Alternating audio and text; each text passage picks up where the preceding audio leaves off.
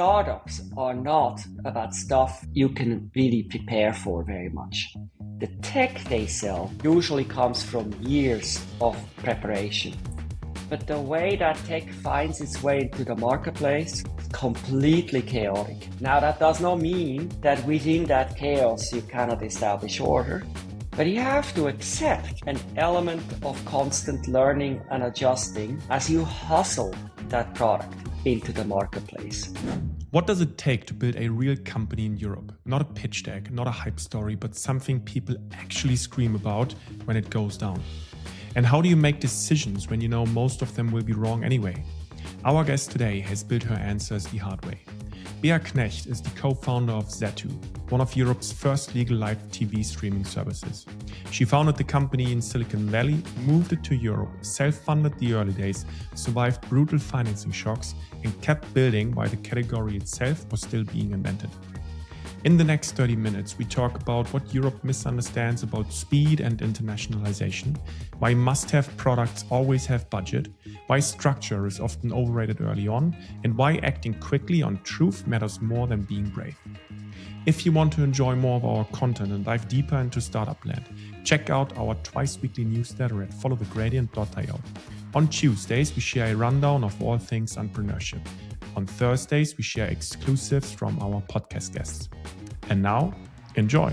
Bea, welcome to the show. You've built and operated in the US, Europe, and Asia. When you compare now founders across these different ecosystems and geographies, what specific behaviors or decisions explain why some hit product market fit while others stall and do not?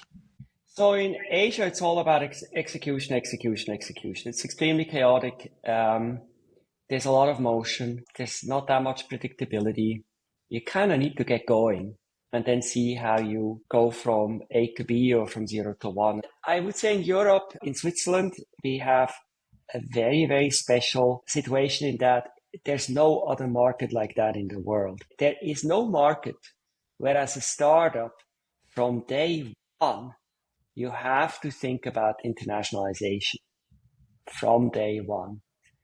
And then as you have funding levels of about 3 to 5 million and maybe 10, 15 employees, you need to have either already a foreign market, imagine that, or a good answer how you're going to open a foreign market. Otherwise, you're not fundable for the A round because the Swiss market, which may still in your early development provide some further growth, will not provide enough growth for you to be a viable, sustainable startup. So that just does not happen in any other market. We must be the internationalization champions of the world. And we must therefore put go-to-market, product management, internationalization at the very top of the kinds of hustling skills we must develop. If in Thailand you have to hustle, how to get logistics going or how to negotiate a country with relatively low trust, and if you want to talk low trust, then go to India. That there's, as a migrant worker, you can still get a loan. These are gig workers who show up in Mumbai in one district today and in another tomorrow. They can still get a loan, but it's 1% per day because no trust. So we have different problems in Switzerland. We have a high trust economy, but we have to make this darn internationalization work. The Indians do not have to think about internationalization for a second. They have to think about country versus city.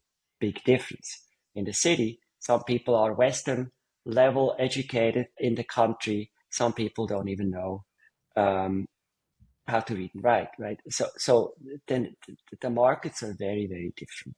I love your perspective, how you phrase that in a very tangible way, the skill from day one of going international. Would you say that founders are aware of that to the extent they have to be, if I now follow your narrative? No, clearly not. Otherwise, I wouldn't be jumping up and down with that. There's no need to state the obvious. Somehow it's not obvious. We come from an attitude of protected workplaces. National standards, I don't know, in light switches or in medical degrees, etc., have traditionally buffered Switzerland from the tremendous sheer forces of the international competition that have wiped out sectors elsewhere. In that buffered situation, we cannot be complacent. We have to thank the powers that be for the buffering that they supported, but we cannot expect the buffering to keep lasting forever. And we can do it due to just insane levels of automation, willingness to invest in education and in technology. So we've grown up in a completely different environment. But what we, the individuals operating in that environment, what we must have to provide and sort of match up with is just enormous professionalism, enormous engagement, enormous capability that warrants the deployment of all that tech and all that capital, etc., that we get to play with, right? This is not a God-given privilege.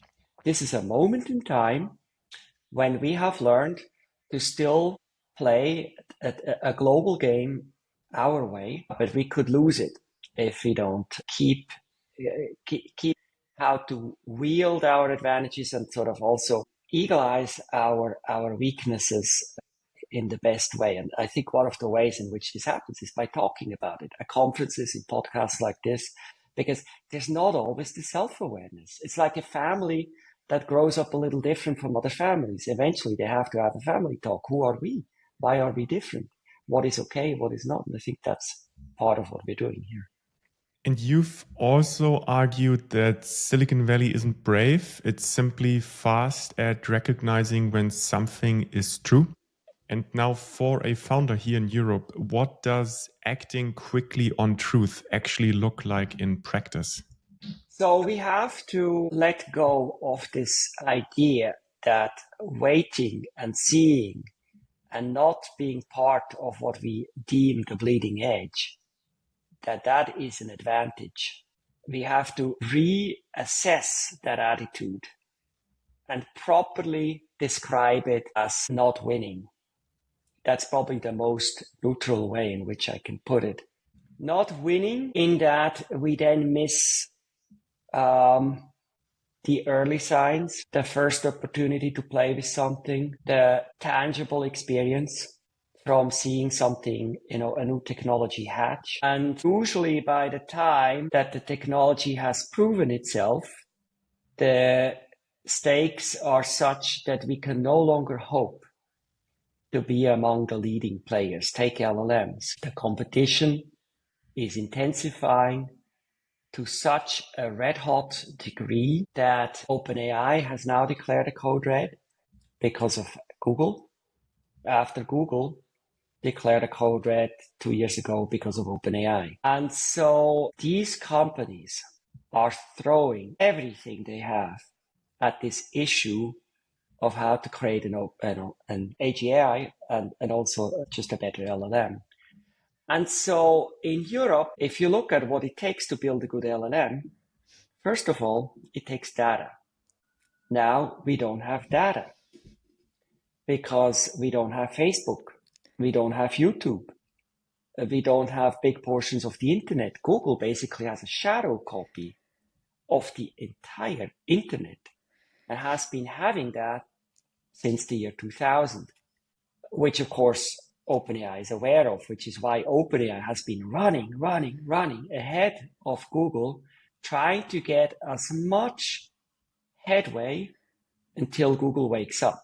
They've always been aware that all of the foundational research came out of Google and that when they wake up, it's going to be a tight race. And so this has now happened. So then the second thing is you need chips. Contribute with Zeiss and ASML crucially to the chips. which means we'll continue getting chips. I don't see it as highly likely that Europe will be cut off TSMC because of Trump declaring that no more such chips, because the minute he does that, we say, okay, no more ZEISS and no more TSML. No more ASML to Taiwan and anyone else. So we'll get chips, but at what cost? They're insanely expensive. At the moment, you have to say you don't really know how costly a chip really is, because the companies using the chips, such as OpenAI, and the companies making the chips, mostly NVIDIA, cross agreements. So what is a chip? If one takes, what's the cost of a chip? If one takes a stake in the other and the other in the first, it's left pocket, right pocket. But to us Europeans who don't have these stakes, these chips are insane in terms of pricing. And the replacement cycle is once every year. And as a result, we're kind of sitting on the byline and are watching the game like a football game and are making commentaries, and the NZZ writes, OpenAI made another reasoning error. How embarrassing, right? And it's completely useless information because tomorrow it won't. And so we have to forget that is any form of valuable criticism. It's just nitpicking, small-minded. And completely missing the point, no? Completely missing the point. And when we talk about that, because you now talked about everything that we don't have, but if there's one thing that we have, it's really also the talent. You spoke about also education. When we now also take it back to the founder level, so to say, to the individual, it is like also our podcast is about the solutions, about the problem, even if with the biggest challenges, like we still want to kind of move forward. So when we take it to the level of a founder, you've said that a founder's first decade should be about accumulating life points, skills, and money. And if we now really think super proactively, what is like an example of a founder, what should they do in Europe at this moment? And if you think you were 28 today and starting again in Europe and like precisely not going to the US or to Asia, what would you build first, and what would you maybe deliberately not invest time in? So what can we do about it? Because in the end, we know it doesn't look good, but I have a strong view on this. Yeah. Some of the most impressive founders are not technical. That's a statement. At technical universities, non-technical founders are scoffed at. How could they be leading our lab team if they've never gone and suffered through an engineering degree? What if they're a primary school teacher? How can you take that seriously? And yet, yesterday I was on stage at a startup event in Zurich with a primary school teacher. So yesterday I showed up and I only picked up from this woman that in the prep call, which we briefly did, where I still knew nothing about her and her company, she sort of perked up from the group as a unfiltered, spontaneous, fresh, leadership-like voice. And that's what you need. Startups are not about stuff you can really prepare for very much. The tech they sell usually comes from years of preparation. But the way that tech finds its way into the marketplace is completely chaotic. Now, that does not mean that within that chaos you cannot establish order, but you have to accept an element of constant learning and adjusting as you hustle that product into the marketplace. So where can you learn that? Go join the Scouts. Go join your local gymnastics team at age 15. Hold a barbecue. Lots of unexpected stuff's going to happen. Just do normal stuff with a leadership twist early on in life. Stuff where the risk of failure is a failed barbecue, a failed gymnastics meet, a failed scout outing. Maybe someone burnt their hand. Terribly embarrassing. Not what you wanted to happen. Not the end of the world, right? So try leadership in completely low-cost environments because you're a learning unit. You're going to have to accumulate 10,000 hours of leading until you're good at leading. So I think we need a bridge between the technical schools and the social sciences. We need to understand that the social sciences are not inferior. The social sciences, yeah, they're mostly bullshit, but the world requires navigating states of ambiguity that are close to bullshit. And somehow arguing about, I don't know, nuances in French poetry does actually prepare you well for arguing the nuances of actual life. If you don't completely lose yourself in the scholastic aspect, if you somehow are able to build the bridge back and sort of generalize those skills. So I think there's a whole talent pool in the social sciences that is full of unsung heroes that the technical universities need to tap into, because the rarest talent is the hustler hipster at the top of a company. Try to find that person. You also said that often, especially the technical teams, they actually need this accomplice, the one that can actually translate also the technical into a real vision and like make it tangible. Like what you were just speaking about, like bringing this social science together with the technical. I mean, this is exactly what, for example, I did when I came to the ETH Center, where I built this course for ETH students, tech students, and business students. And in order for them to succeed, the course, which is about how to scale a business, a VC backable business, is to actually team up and together. And it's incredible. This course is only 4 days during 2 weeks. And it's incredible what comes out after only 4 days. And this just gives me hope that if we actually also be it as an institution, be it as a community, bring together these two sides, which are both needed in a startup, that we will actually see really big, ambitious people out there and companies that we can do. I agree. And I think we have to let go of this notion that we're going to be making correct decisions. In my view, I don't know, 95% of what we do is wrong, objectively wrong, because the best action would have been a different course. And so we just have to live that practically everything we touch and do is suboptimal, if you're really honest about it, right? And somehow we're all muddling through and we're making it work. And then I think we have to have some humility about how the mind works. I am one of those people who have, I don't know, probably 80% of the ideas after the brainstorm. And it just kills me again and again and again that people then say, well, we've made the decision. And they're no longer open to the reality that they interpreted the world wrong, demonstrably wrong, or suboptimally. They're no longer receptive because they prioritize execution.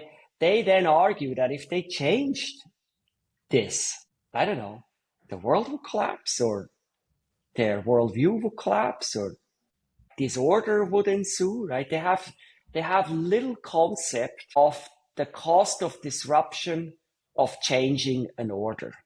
They think that every change has maximal cost, catastrophic cost.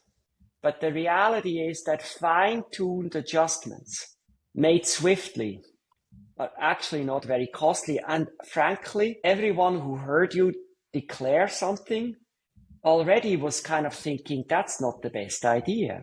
Usually when I have an idea after a workshop, I'm not the only one who dwelled on it and thought, I think we can do better than that. And then the customers, they hear something, they go like, okay, you can do that, but it's boring. Can they do better?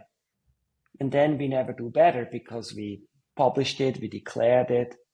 They're thinking exactly the same thing as I. If then we went and changed, they would go like, look at that. Took them a day to take it back and make a better decision.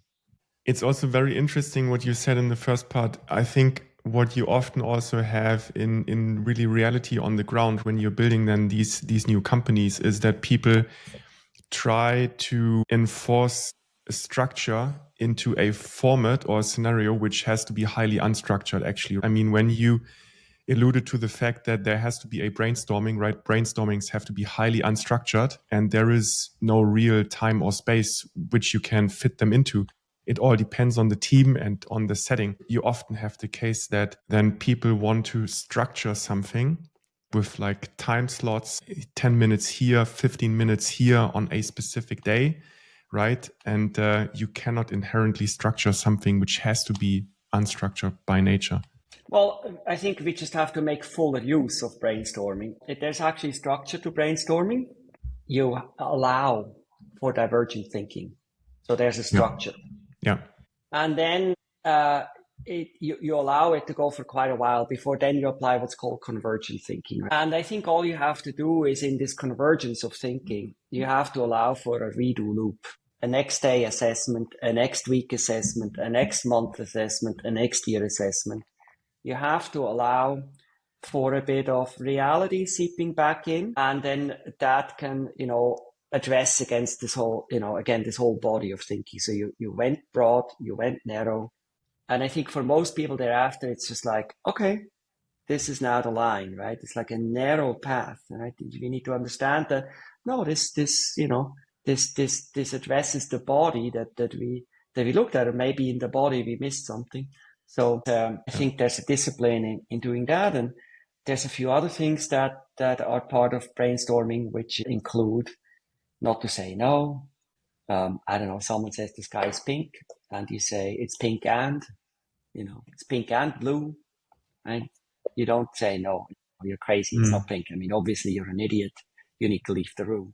But then the brainstorm is dead. So you need to sort of work with it. So I think we need to learn that if someone after a brainstorm and after decisions have been taken says, and I have an idea, then you don't say no, you go, I can see how that could be better. We have a problem that we've already announced it. What do you think? How could we address the problem of already having announced it? Then the other person could say, well, honestly, that's your specialty, I don't know. Or can say, well, how bad is it if you re-announce it? Just say we thought about it again, right? Anyway, so. A last question on the founder dynamics.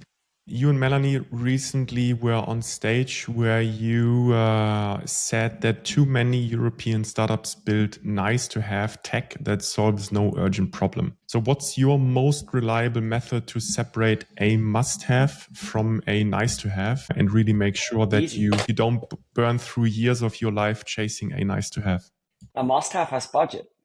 If you remove your fantastic must have from a person or a company and they scream, if you turn off AWS for 6 hours, the world screams. Everyone then thinks so bad for AWS. And of course it's embarrassing, but you know what I thought? Must have. There's no other test that tells you that AWS is a must have, that inadvertently having an outage for 6 hours and the world screaming. That's a must-have. I really want to dive into a little bit a separate topic, but one that I sometimes hesitate to talk about. But I just felt with you, this is the perfect person that I can truly and honestly talk about this. And it is about this often quoted question about the female founder and why there are not enough female founders and so on. And maybe also to give some context. I mean, I'm a female founder myself. I've mostly been surrounded by male co-founders, and except around motherhood, when I became a mom for the first time, I haven't personally felt some of the barriers other female founders talk about a lot. But I hear these stories from women again and again being evaluated on past performance instead of potential, like the men, getting a different set of questions or being left out of certain networks. So you are one of the very few people who has lived and built companies on both sides of this divide. You started your career in tech as a man and now are a woman. living and working in the same tech environment, but with a different gender. When you look at your own experience, building first as a man and later as a woman, which differences in how you were treated were systematic and repeated, and which ones were far more subtle but still mattered? And then, of course, what do we do about it?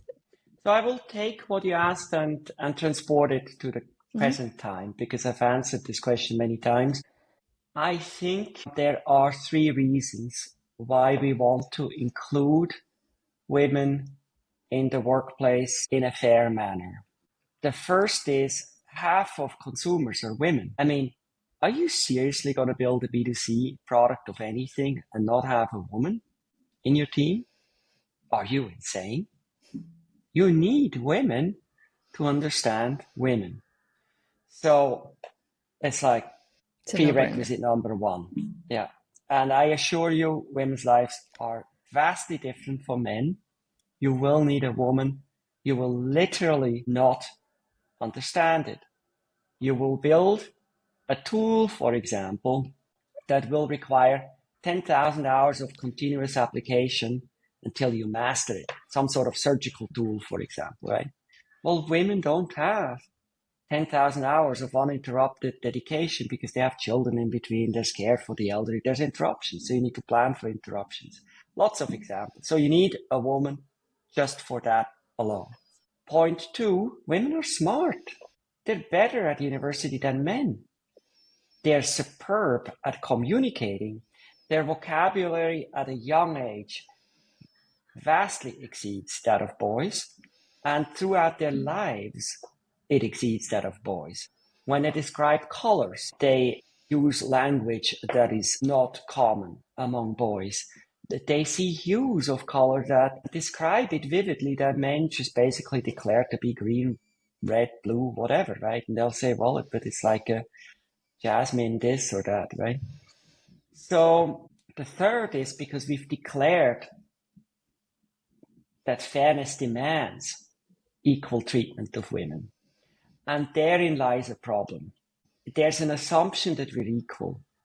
We have equal votes, for example. So in democracy, you see that female parliamentarians are very, very, very successful. I mean, basically they're taking over the democracies of the world, right? But there's a couple of things I think I want to weave in another thought that are also important. Women as parliamentarians, for example, are that good because they're rarely completely crazy. But usually women are very reasonable, which is fascinating because the attribution, the sort of emotional state that male society ascribes to women is one of agitation, of emotional breakdown, of unreasonableness, right? And I find the opposite usually true. I find that women are extraordinarily stable, free of most of the crazy afflictions of men. So they are measurably different, right? And so in our casting of women as sort of an equal partner to men, we need to differentiate. Equal vote, yes, but not equal life plan. The life plan of women requires active composing. There's a book by Mary Catherine Bates titled Composing a Life. You know, that was not written by a man. A man would never think about composing a life. A man will compose a fucking legacy. There's lots of books that don't have that title, but basically they're describing me, my legacy, right? And for women, it's usually me, my parents, my partner, my kids, my village, my system of support, because female lives are so complicated. Maybe we end with just a few rapid fire questions, just to also kind of turn back to the questions that we had at the very beginning of Founders Europe. What is one belief about building in Europe that you think is simply wrong, that you haven't mentioned yet?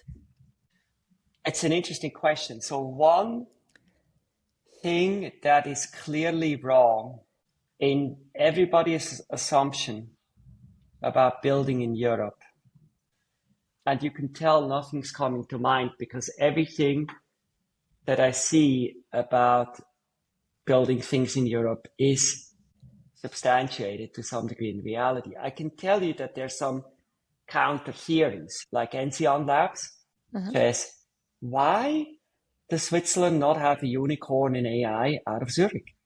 So not yet. They're exploring that, right? And they're willing to bet their reputation, their careers, and their money on that. So, but that's, that's an interesting sort of data point, right?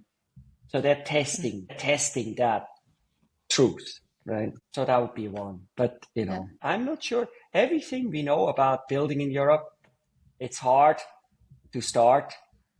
That may be wrong. It's not actually that hard. So maybe that's one. It's not hard to start. Yeah. It's just hard to scale, but starting is not hard. So if everyone thinks starting is hard, then we found one that I'm convinced is wrong. It's not hard to start. What's one thing founders waste far too much time on? Structure. Forget structure. Forget cap tables and all that stuff. Use boilerplate.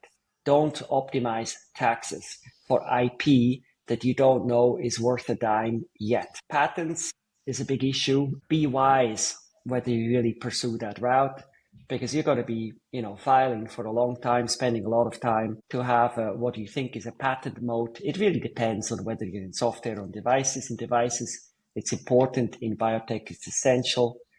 But you can lose a lot of time with that. I'll keep it at that. Yeah. And maybe last one difficult moment that taught you something operationally invaluable. It was in 2008 when we didn't get follow-on funding at Zattoo. I had a continuity bias. And I realized that maximum cutting is the only way the company will survive. And in that maximum cutting, I knew that, so we were 60. If you can debate, were we 53 or were we 60 or 66 actually? Anyway, we were a company in flux, but growing. And I could tell we needed to be about 17. Yeah. So now the question was, how in the world do I get there? Nobody knew. Absolutely no one. And so what you do is you take it like a Jenga tower and you start taking it. You don't just go smash. Yeah. That's where the company is gone, right? I mean, why destroy something like Zattoo at such a moment? I mean, the Zattoo was so amazingly good in its startup years. It did like 27 things right and one thing wrong. You don't smash that. But suddenly it was not sustainable because of exogenic events, right? So then you take out a Jenga and you take another, and the load redistributes. It's dynamic. And in a Jenga tower, sometimes there's a Jenga you can't take out in round 1, but in round 9, the weight has shifted. Now you can take out that one too. You take out people and functions, and you do your darndest to run after them in the hallway and unburden them from the self-blame that they were not needed. That's very important, that you tell them this has probably nothing to do with their performance. It has to do with structure, roles, what's necessary, and maybe you can even help them find a job or write them a good reference. You should have enough time for that, but you keep taking out, and at the end, taking out the core engine. I founded Zattoo with the notion that we had a secret sauce, this peer-to-peer algorithm that could, basically make us big like Skype. And I took that out because it was 10, 12 engineers, and the pricing had fallen for brute forcing, and making brute forcing for the first time price competitive with peer-to-peer. And if I have 17 people, I can't have 12 working on a core engine. I just can't support that. So there's a lot of topics we should dive into, which I think many people can benefit from. So thank you very, very much for this conversation. Very last question.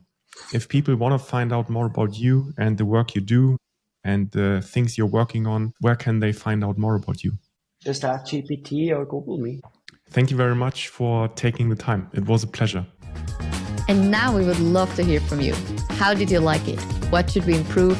Do you have any suggestions, ideas, or dream podcast guests? Please let us know. Thank you and see you again next week.